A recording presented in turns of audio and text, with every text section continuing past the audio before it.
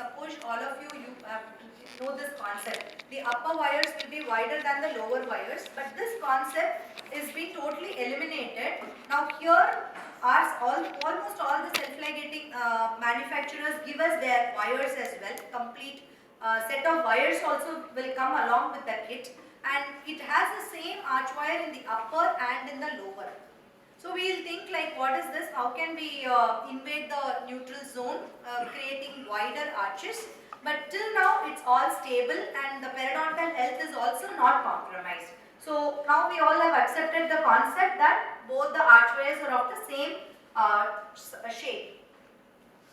Wider arches with preserved bone levels and periodontal health as well, and they are also more stable, less need for extractions. So, but right case selection is the key for success.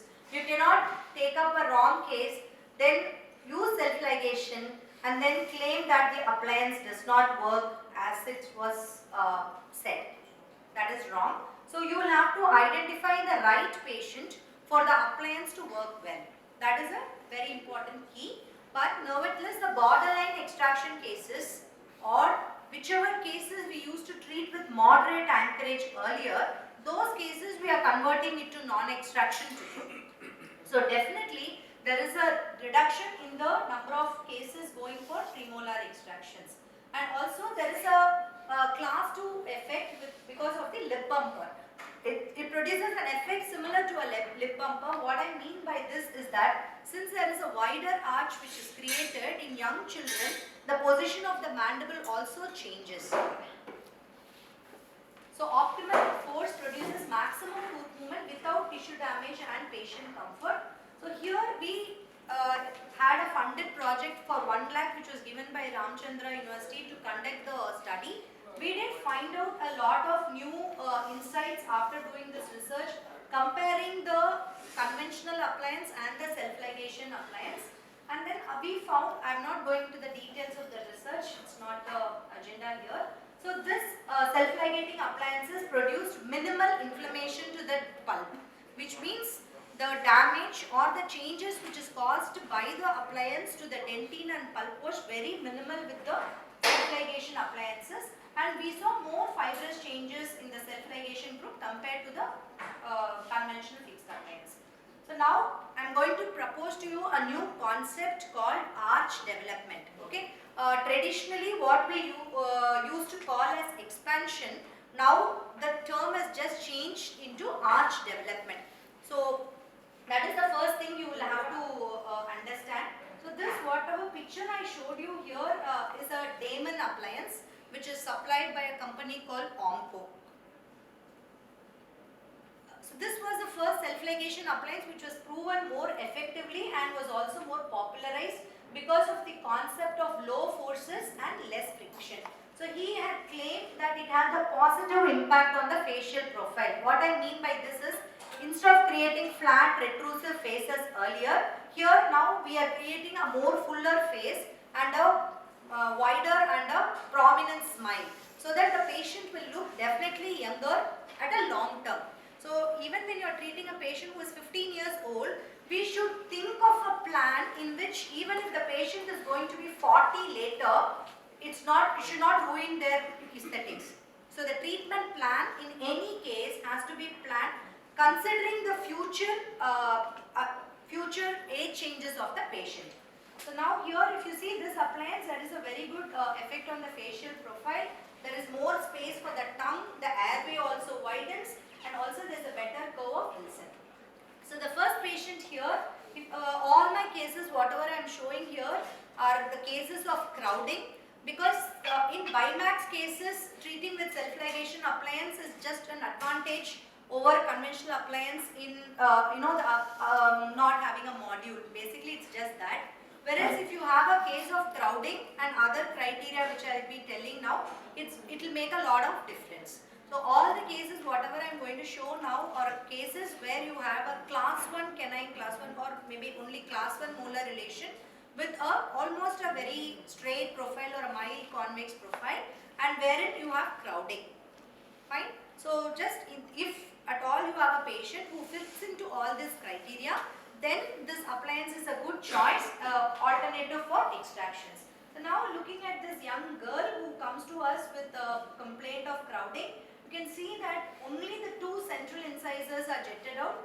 One is more jetted out, and there is rotation, and you have moderate crowding in the lower arch as well. You can see here one incisor is like blocked out, the canine is rotated, and you can see there is crowding in the upper arch as well. So patient has got a class 1 skeletal base. So the appliance what I am showing here is a Damon self-ligating appliance. There are not many arch wires which are being used. So the armamentarium also, the inventory becomes less because primarily only 4 arch wires need to be used for this appliance. There is no need for us to go through entire sequence of arch wires. But each wire should be there in the patient's mouth at least for a period of 6 to 8 weeks. Okay, so there is no concept of seeing the patient every month. Of course, one way is you call the patient every month because you get the next payment from the patient. But here what happens is 1 month is too early. So you will have to see the patient only once in 6 weeks or maximum 8 weeks. And the arch wires, you should never be in a hurry to change the wire because we have to do something for the patient. We change the wire and then get the payment. Now you are going to retain the same wire for the patient for 2-3 months. The patient will ask you, doctor, நீங்க எதுவுமே பண்ணல, அதே wire தான் இருக்கு வாயில, அப்புறம் நான் pay பண்ணணுமா? So that is something which we have to address. As sir suggested, getting it, if you are smart enough, I know many of you are full-time practitioners, definitely you will have more strategic ways of getting the payment. Me being a part-time practitioner, I am not like, okay. So that is one way of getting it, or you will have to just take out the wire, like you have to open the clip and then just gently close it, and then what else, like cleaning if necessary can be done. Why I am saying this is because if you are in a hurry to change the wire, the crowding will never get alleviated. If you want your crowding to completely resolve, you must use the first arch wire for at least 3 to 4 months. Then the complete alleviation of the crowding resolution occurs. Then you can go into the next wire. Otherwise what happens, you will try to put in that wire into the slot, it won't go. Sometimes you feel, okay, how much ever it goes, it is okay. Otherwise what happens, if it's an unlucky day, as maybe we have to go for a few seconds for deep breathing technique as I have suggested, the bracket will debond if you try to keep pushing it and try to close this slot. This happens very often actually. Ma'am, that's our error actually. Most of the times. So if we get things actually the wire into the slot, we try to push it. No, ma'am, you should never do that. You should give the wire enough time for it to work, because these are all not normal night-eye arch wires. They are all copper night-eye arch wires which has a wide range of action over a longer period of time. So we have to wait because it's also expensive. Each wire is quite expensive. For at least being so expensive, we have to make a maximum benefit out of it. So leave the wire for at least 3 to 4 months till there is complete resolution of the crowding before you go on to the next step. But looking at the results, you will be amazed how this just one wire has completely alleviated the crowding. Of course, there are some challenges in certain cases, but most of the cases the crowding gets resolved very nicely within 3 to 4 months. Next concept what you need to know is, you will have to engage all the teeth. Okay, one saying is, if you want to learn something new, you have to unlearn whatever you know. Right? So initially when this appliance came, most of the experience, I think Nagarajan sir will also agree with me, most of the experienced orthodontists had doubt. How are they saying this? How can they say this? We've never been taught like this. We've never used it like this way. But then we also started using it, and then we understood that it works. So instead of traditional concept, what you would have done in this scenario is, we would wait till we get into a rectangular wire and put in an open coil spring, like a push spring, to get space. That is a traditional one. But now what the concept proposed here is, from day 1, you will have to engage all the teeth. One, as I told you, the cost of the wire is always in the mind. Second thing is, you should include your second molars in the setup. Strap up for self-ligating appliance means, if you are calling a consultant, please make sure they include the second molars also in the setup, not later. It has to be included from day 1 because of 2 reasons. One, when the arch development happens, it occurs uniformly in the premolar molar area. If you leave out the second molar, later it's going to be, double work. You'll have to include it separately, and you have to buy a newer arch wire wherein you cannot charge the patient for the wires. You'll have to pay it extra, and also it will take more time for the second molar to align. So first key point what I told you is include all the teeth into the arch when you put in the bracket, the wire. Second thing is strap up means it's the second molar as well. Otherwise, you cut the wire becomes smaller, then you will have to use a new wire if you include the second molars. And also it will produce very good expansion, arch development if you use the second molars from the beginning. So there is no need to use open coil springs. The patient will have a severe pain when you use an open coil spring. Those are all not at all used anymore. Of course, with conventional planes we do use it, not for this. So just engage all the teeth into the brackets. You will see wires going up and down, but it's all okay because the dimension of the wire is O12 copper nitride or match O13 copper nitride.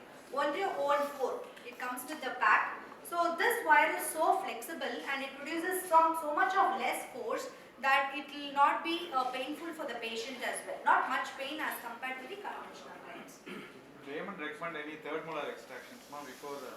So if the crowding for resolution, if it's impacted, it is better to extract the third molar. So it will help better in uprighting. It is normal. No need, sir. No need. But of course, we cannot include the third molars also in this concept. Is there any distalization? Distalizing, if you are planning for not extracting the premolars and only distalizing the entire arch, at that time you can plan for third molar extraction, and you can entire maxillary arch and mandibular arch can be distalized. Do Damon concept have this? There is not much advantage only for Damon for distalization, sir. Any appliance will do. It can be used across any age group, ma'am. Preferably growing age will be better. Growing age, the more advantage will be the arch development, no? It will be like more skeletal and better stability also will be there. We said that when you go for an arch expansion after the active growth developmental phase, it's only the Teeth will tip. Yes, ma'am. That is why I told you the key factor in case selection is you have to take a V-shaped or a constricted arch, wherein the teeth are all sloped palatally or lingually. So there should not be skeletal constriction. It should be only dentoalveolar constriction, wherein the teeth are all rolled in, so that once you use these arch wires, they all tip, they upright, and then you get enough space, and also the arch shape changes from V to U. So that's why, ma'am, case selection is very important. Now you already have a patient who's got a square shaped or a U-shaped arch, and then you have planned for 5 millimeters of arch development, it's not going to work. Only in cases where you have constricted arches, V-shaped arch, you can use this. Second point is, there is no need for us to use any other auxiliary appliances. You would have seen orthodontists using a TPA, transpalatal arch for anchorage, that's not required. Or bite opening is also very good. You need not give an additional bite plane there. You can use just bite turbos if necessary. And another thing is, it gives a stable arch development. There is no need for to use quad helix, other expansion appliances separately for the patient. Because quad helix, if you remember, there will be 4 helices soldered, sometimes the joint soldering breaks, or the patient tongue space is reduced. So you will have to call the patient each time for activation. So all that is eliminated. Point is, additional expansion appliances is not required. So this arch wire itself produces so much of expansion, and it's also more comfortable to the patient. So if you can see here, without reclining the incisors, the upper 1-1 position, and also there is good resolution of the crowding in the lower arch as well. Again, just one arch wire for 3 to 4 months. So we just scan the pre-treatment and the present stage model, and you can see the amount of expansion which occurs. Maximum it is in the premolar region. You can see the increase in the interpremolar fill by almost 5 millimeters. So this appliance is so good that it can cause significant tooth movement with less force. As I told you, the usage of TPA is not required. Expansion appliances like quad helix is not required. And need for extractions, so they are all eliminated. So moving on to the second case, if you can see this profile, you can see that the nasolabial angle is so obtuse and flat. In this type of patients, how much of a crowding they are going to have if you extract